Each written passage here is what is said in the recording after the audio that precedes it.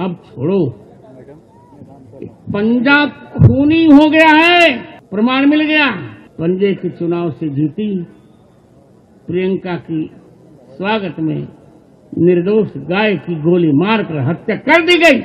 अब उससे कुछ नहीं होगा, इसलिए आइए एक हो जाइए, सारे मत मतांतर को भूल जाइए। अभी तो हमने श्री गणेश किया है, हिंदू एकता का धीरे धीरे वट वृक्ष इतना विशाल होगा,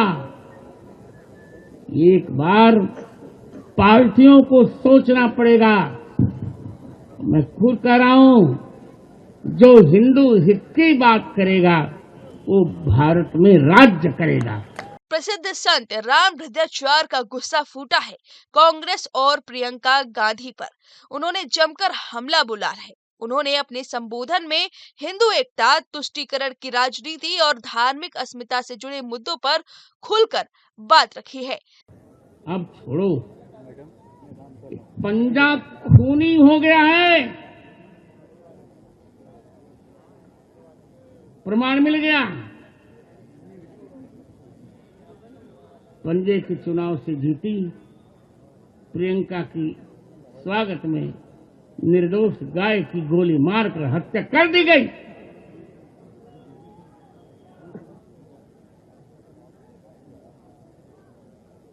अब उससे कुछ नहीं होगा। हाँ, इसलिए आइए एक हो जाइए, सारे मत मतांतर को भूल जाइए।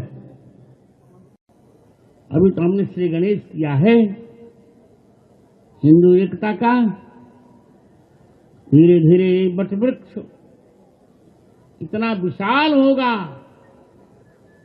एक बार पार्टियों को सोचना पड़ेगा।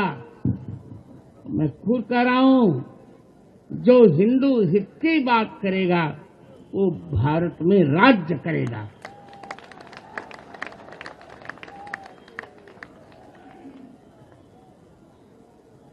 अब आप सोचिए, ये कितना बड़ा दुर्भाग्य हमारा।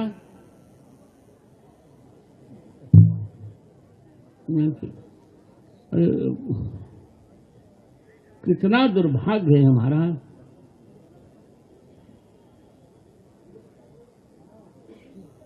प्रियंका गांधी बनी सांसद, लोकसभा में सांसद बनी, उसके सम्मान में गऊ काट दी गई, गऊ पर गोली मार दी गई। दरअसल मध्य प्रदेश के छतरपुर जिले के बागेश्वर धाम के संत धीरेश शास्त्री की ओर से आयोजित हिंदू एकता पदयात्रा का समापन समारोह 29 नवंबर को ओरछा में संपन्न हुआ। इस दौरान प्रसिद्ध संत राम हृदयाचार्य भी मौजूद थे और इसी मंच से उन्होंने प्रियंका गांधी और कांग्रेस पर जमकर निशाना साधा है। संत राम हृदयाचार्य ने अपने भाषण में कांग्रेस पार्टी और प्रियंका गांधी पर निशाना साधते हुए गंभीर आरोप लगाए। उन्होंने कहा कि पंजा खूनी हो गया है। प्रियंका गांधी के वायनाड से चुनाव जीतने के बाद उनके सम्मान में निर्दोष गाय को गोली मार दी गई। जो लोग अहिंसा की दुहाई देते हैं, उनके शासन में ऐसा होता है। संत राम हृदयाचार्य ने इस घटना को हिंदू संस्कृति और धार्मिक मान्यताओं के खिलाफ बताया। उन्होंने कांग्रेस पर हिंदुओं की उपेक्षा और तुष्टीकरण की राजनीति करने का भी आरोप लगाया है। वहीं हिंदू एकता को समय की मांग बताते हुए कहा कि यह पदयात्रा केवल शुरुआत है। उन्होंने इसे धार्मिक और सांस्कृतिक पुनर्जागरण की दिशा में बड़ा कदम बताया है।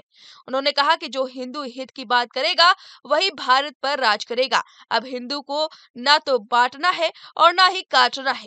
जो हमारे मंदिरों पर दावा करेंगे उन्हें जवाब मिलेगा। हिंदू एकता के इस आंदोलन को वट वृक्ष की तरह इतना बड़ा बनाया जाएगा कि हर समुदाय और व्यक्ति को इस पर विचार करना पड़ेगा।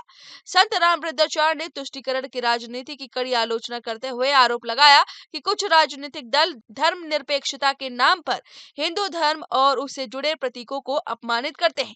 उन्होंने कहा कि गाय, गंगा और भारत माता को गोली मार देने वाले कभी भी हमारे हो ही नहीं सकते। तुष्टीकरण की यह राजनीति अब बंद होनी चाहिए। अपने संबोधन में उन्होंने ओम शांति की जगह ओम क्रांति का नारा देने की बात कही है।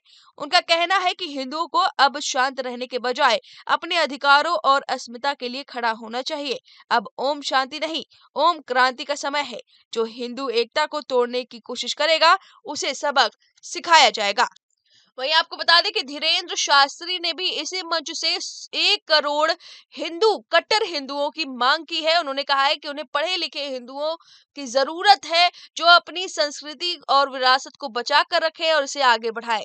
उन्होंने इस दौरान भाषण में कहा कि अकेले रहोगे तो कश्मीरी पंडितों की तरह भागना पड़ेगा, अगर एक रहोगे तो धर्म विरोधियों को देश छोड़कर भागना पड़ेगा। उन्होंने कहा कि हम मुस्लिमों के खिलाफ नहीं है, लेकिन हम केवल हिंदुओं के पक्ष में हैं। हम केवल हिंदू हिंदू करते हैं। अब इस बयान पर आपकी जो भी राय है, हमें कमेंट करके जरूर बताएं। न्यूज नेशन अब व्हाट्सएप पर खबरों के ताजा अपडेट के लिए न्यूज नेशन के इस QR कोड को स्कैन करें